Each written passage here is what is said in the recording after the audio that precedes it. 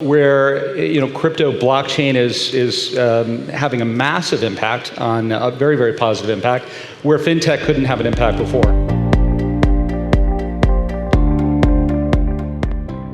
Crypto funds, asset management, and custodianship. With easily accessible cryptocurrency-based funds popping up everywhere, it's time to delve into the developing sphere of asset management for retail investors. Moderated by Monty Munford, Forbes. Calvin Ng, goldzip.io. Mark Berger, CurrencyCom. Joeri van Geelen, Build Blocks Group. Dan Schatt, Cred. Dan Schatt. Nice to meet you. Round of applause for my panel, please. Thank you. Cheers, gents. Sit down. Very diverse panel of men, as I'm sure you can see. You know who I am. I just told you about it.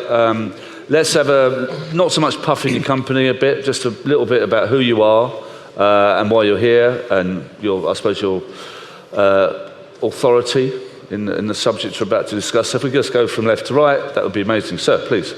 Hi, everyone. I'm Dan Schatt, co-founder of Cred. Cred is a platform serving people in 183 countries at this point, offering pretty high interest rates on about 30 different altcoins, crypto assets, and fiat assets. We also do lending and commerce enablement. We're a bunch of ex-PayPal folks, ex-fintech folks that have come together that have done a lot of work in blockchain and financial services, and we're happy to be here. Thank you. Welcome. Sir. Yeah, Joeri van Geelen, Dutch national, living in Singapore. So I'm the managing partner of Prism Group, and we do token economics and blockchain incentives and governance consultancy in the United States mostly. So we work with the Federal Reserve, we work with IBM, and the larger blockchain protocols out there like Blockstack and Hedera Hashgraph and so forth. And we're talking today about custody, so I'd love to highlight a little bit like the risks and the considerations for you as retail investors to take into consideration. I'd like to share the journey that I've been through and we've been through as a company. Why don't you tell us now? What's that? Why don't you tell us now? And then we go to the other two. Tell us about your journey. The journey? Well, okay, so... The risk and all that. And we'll come back to you too, of course. Put a spin on his head. No, let's make it personal. Yeah, so my journey has been in the energy industry. I've been working for the larger conglomerates for 10 plus years. In 2016, I got to hear about blockchain and cryptocurrency, and yeah, it kind of really kept me going in researching the different protocols, different tokens, consensus mechanisms. So I started to invest as part of a syndicate in different protocols in 2017. And over time, I've kind of evolved in educating myself and my surroundings on where to keep your tokens safe. And yeah, what I can share there is basically that you want to make sure that your assets are not on an exchange and that you have a wallet solution out there. And yeah, without going into all the details, because that's where the panel is going to, I'd love to share my suggestions on that with you. I look forward to having them shared with me and our audience. Thank you very much. Sir. Yeah, Mark Berger. I'm running my own consulting firm based out of Crypto Valley.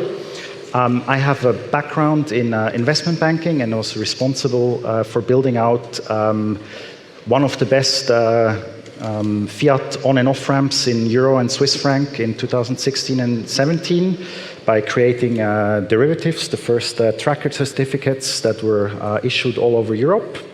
And because it was in a bank and I couldn't move and implement all I would have wanted, I quit, started my consulting firm, and today I'm representing two companies here in Malta. One is a New York-based company called Alpha Point. They run about 50 exchanges globally in 40 different countries. Is around for 6 years and has also a tokenization engine. What's the name of the company? Alpha Point. Alpha Point. Based in New York, yes. And the Okay. other one I'm representing today and was announced also is called Currency.com. It's the first regulated tokenized securities exchange. What that means is you can onboard, do your normal KYC, then you can deposit Bitcoin, and then you can buy a token that represents the Apple share. You can benefit from basically everything, including dividends, but you don't have the voting rights on Right, those thank shares. you very much. And finally, but not least, Okay, I'm Kelvin. I manage a 200 million venture fund based in Hong Kong. We are very active investing in the blockchain space. So almost like all the top companies, we have shares in it, whether directly or indirectly, because we do also invest in fund of fund. So you name it. Like recently, we just invested in MakerDAO and Compound, two companies. And this year, we actually incubated a project in Hong Kong called DigGo, which rocks the whole Hong Kong blockchain market, where in May 18, we raised a total of 300 million US. And we bought Go and launched a Go-back token, which would be launched on this month, the 18th. okay, so the blockchains you invest in, are they based in Asia or are they based globally? Worldwide. Any slant, any tilt in favor of? Well, initially, when we started in 2016, we just invest in whatever that's available. And then in 2017, it's a no-brainer. Whatever tokens you buy, you make money. Right, okay. Right? So we just buy lots of tokens. Whichever is going up, we just put in more money. That's great. Yeah. Could you give me some? All right, great. Thank you very much. So listen, we were talking about stage, sir, and we were talking about banking, and you were talking about banking the unbanked, which, no disrespect, is a phrase I've heard for the last 10 years or 11 years since the launch of M-Pesa, and it's frankly quite boring. And I'm actually probably the opposite. I want to be unbanked because of the uselessness of my bank when it comes to key decisions like mortgages, and it's broken as far as I'm concerned.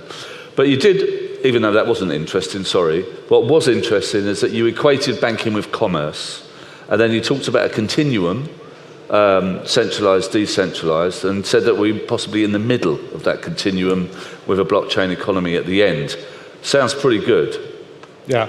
So, people, you're right. People have talked about unbanked for, decades, nothing right? personal, mate. But the thing that everyone's irritated with is most of the world is poorly banked, So you're just not getting, you deposit if you can get an account and you're not being, ripped off with fees, you're earning 0.1%, and you get a credit card that's 24%. The bank is making a 23.9% spread, and they're using it basically for a lot of just, putting money into antiquated financial services. What we're seeing, in San Francisco are sectors of the economy still that are completely cash-based, where, crypto blockchain is having a massive impact on a very, very positive impact, where fintech couldn't have an impact before. And it's interesting because you're sort of right in the middle between a centralized opportunity, with traditional custody, and you're moving on this continuum towards a decentralized custody. But for example, it's interesting that this conference you'd have cannabis here.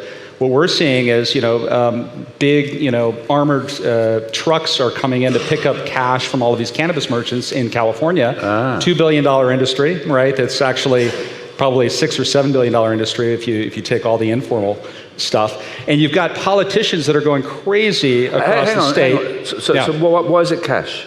What's that? In the cannabis industry, why is it cash? Why is it cash? Because the banking system is such that, in the U.S., you can't the federal laws prevent you from being able to bank cannabis merchants. So, you want to buy something, the merchant directs you to an ATM machine, says, please pull out $126 and give it to me, right? Yeah. But this is exactly the type of thing that crypto can solve for. You can basically digitize cash with crypto, which is perfectly legal across the country at this point, being able to purchase crypto. And so, as an example, we've enabled a system whereby you give them a point of sale system, whether you're using credit card, debit card, or crypto, everything gets turned into a stablecoin. And it's much better than Square because the money comes in instantly. The merchant can earn interest, and then they can turn it into anything and move it around the world. What do you think the transactional market is for Bitcoin, paying for stuff? How big's that market? Because it always seems to me a market that's not big enough, and there aren't enough places for me to spend my Ethereum or my Bitcoin. Yeah, I think people don't. I don't think people are interested in really spending Bitcoin in a big way because it's more of a store of value, and there are tax implications. Can you imagine every time you go to Starbucks and you spend Bitcoin, you've got to account for the cost basis in the US? It's ridiculous, right? But what people really want is to be able to take that crypto and then get a really low cost credit line against that crypto. They never have to worry about the tax issues, right? And they can spend it. They can spend stablecoin as well, just as easily, and that is something that's tied to So you think that microtransactions are not really going to work with Bitcoin? Microtransactions? Yeah, what you just said, like a Starbucks. Microtransactions, if they're in something right now like Bitcoin, but merchants are perfectly happy to accept stablecoin as long as it's pegged to something that has some stability. You're nodding your head, sir. Do you agree? I would agree. I mean, within Bitcoin, you have the Lightning initiative to kind of speed up the transactions and also have a lower transaction fee. But more towards the purpose of this panel, I'd like to look at custody, because I think that's something that everybody needs to be educated on, and we need to keep on educating ourselves on.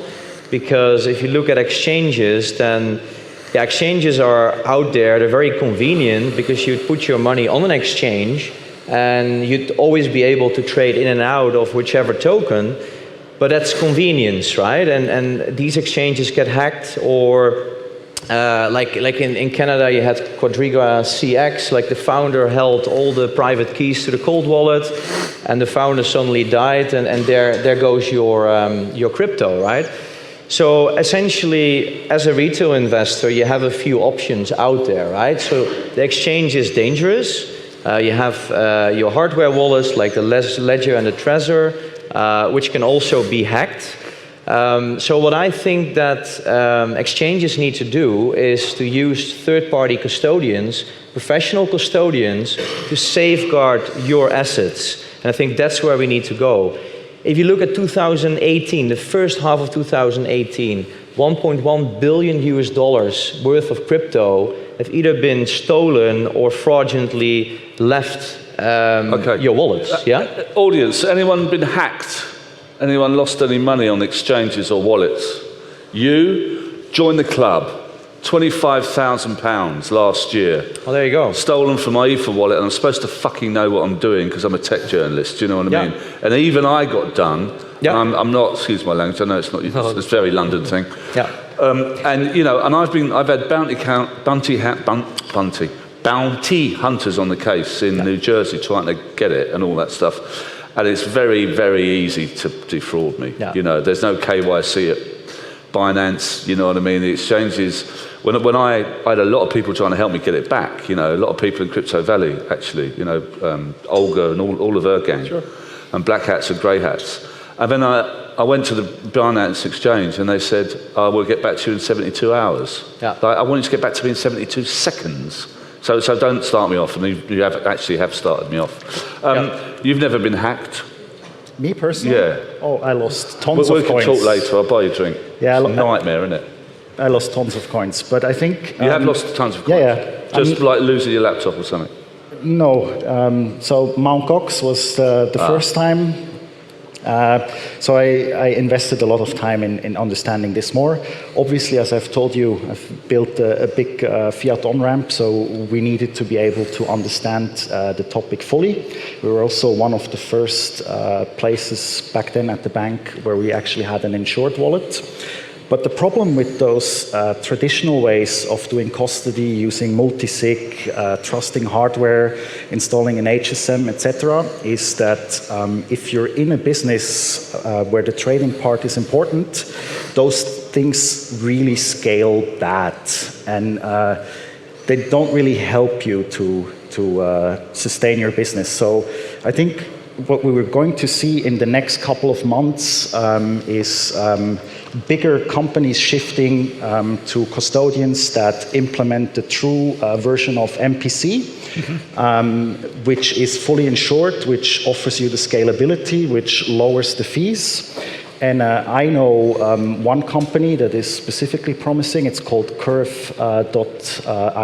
Curve.io. Yeah, they have all that stuff patented. It's very easy to get started and integrated. And I think regulators need to start to do their jobs and force exchanges to work with those kind of companies together.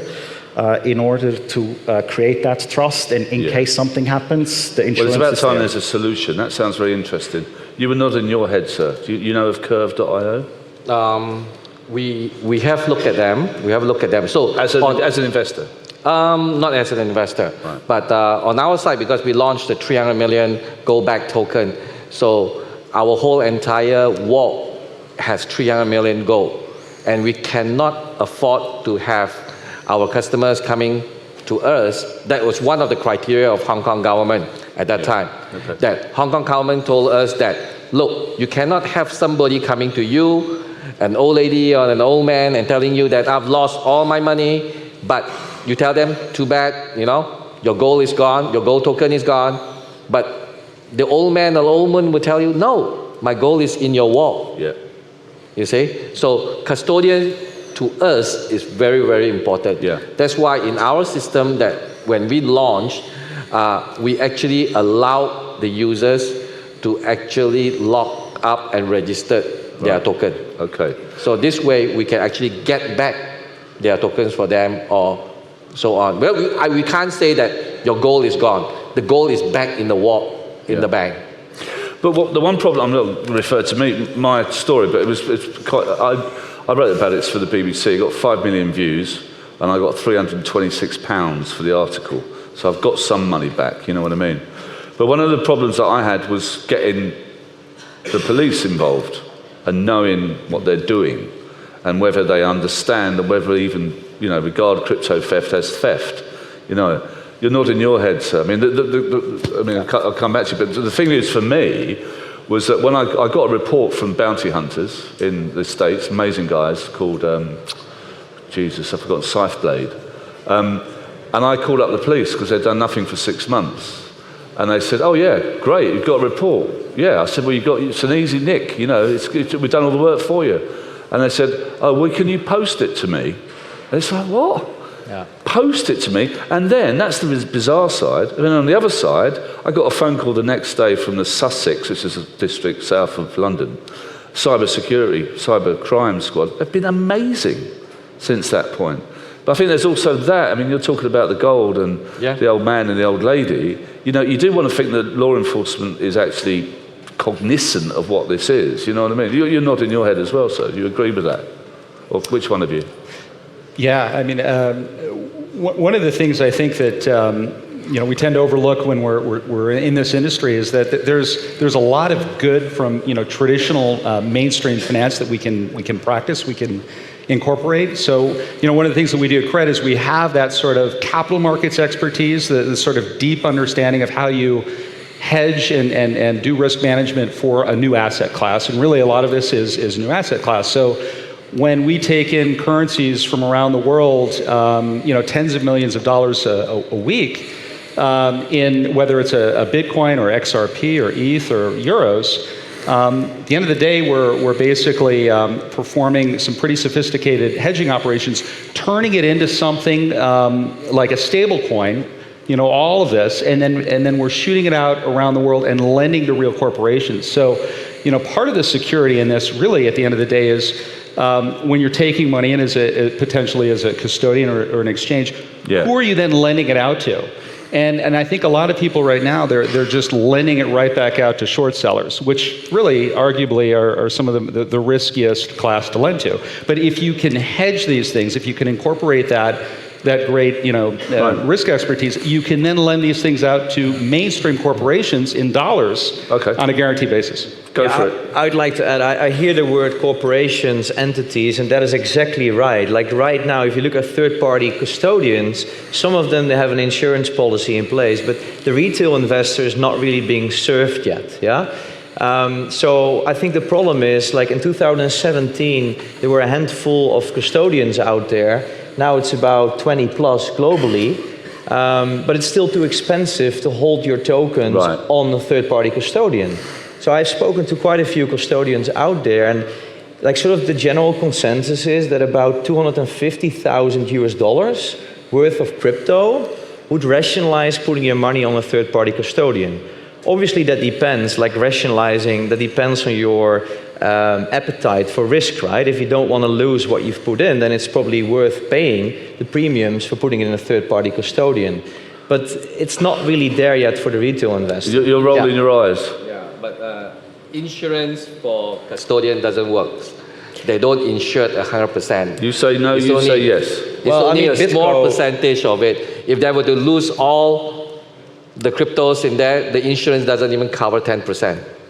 You disagree? I mean, BitGo has $100 million insurance via Lloyd's in the UK.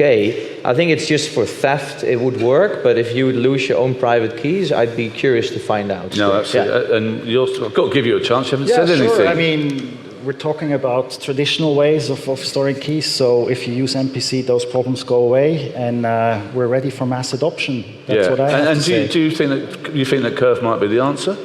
Yeah. You do? Truly, all right, truly. so you've got something out of this panel as much as I have. Well, over time, I don't think I've done a very good job, gentlemen, because I still want more from you. Do you know what I mean? We should have more time, or I'm just really shit. Do you know what I mean? Final words, sir. Just give us like 30 seconds about... Yeah, I think the challenge right now with custodians in crypto is that they used to be able to command large amounts of money, but it's becoming table stakes to manage the security, to manage the private keys. So their spreads, their fees are getting condensed until you're gonna get to a point where custodians are saying, look, we'll take your assets at no cost. Then how are they making money? At the end of the day, if everyone basically is coming to a point where you got to manage the security and it's free, the only way you're going to be able to do that is with sound lending. Thank you. Yeah. We won't go along the line. You, sir. Okay. So as an investor, I look at custodian only in two things. All the other custodians that's offering all types of services today, you have a lot decentralized, centralized, deep in the wall security, army type of custodian. We don't invest in any of this. Right, okay. Meaning is that it's either decentralized or branding. If HSBC, Citibank were to offer custodian services for your Bitcoin, all of us would put it in Citibank, without a doubt. So there goes BitGo. The day the big brands, Merrill Lynch, all starts to offer this, gone. Got it, thank you. We're going to get zoned out by music. Sir, you can go last. Sure, you use MPC. It means that you don't even have to have a private key. It's never generated, so you don't have to build the wall around it, and it solves all the problems and makes it scalable. Thank you for being so concise. No worries. Wonderful. Finally, you, sir. Yeah, I'd say that there is actually native crypto banks now coming on shore. So very good friends of mine, they've set up Signum, which is a bank regulated out of Switzerland. Signum, yeah. They're based in Switzerland and in Singapore. They just got the capital markets license last week as well in Singapore. And they're going to offer custody as part of an entire ecosystem solution for new banking. Thank you. CYG, Signum. SYGNUM. Thank you They're very much. all over the news. And the competition is SEBA, so we have two banks that are crypto To only. complete the picture, that's basically two banks in Switzerland that got and there's two more coming, by the way. We can talk about that. Maybe you can invest in them. You know what I mean? As I said, I don't think I did a very good job because I still want to hear more from these guys. But I've learned enough to know that I want to learn more. Thank you very much indeed. A round of applause, please.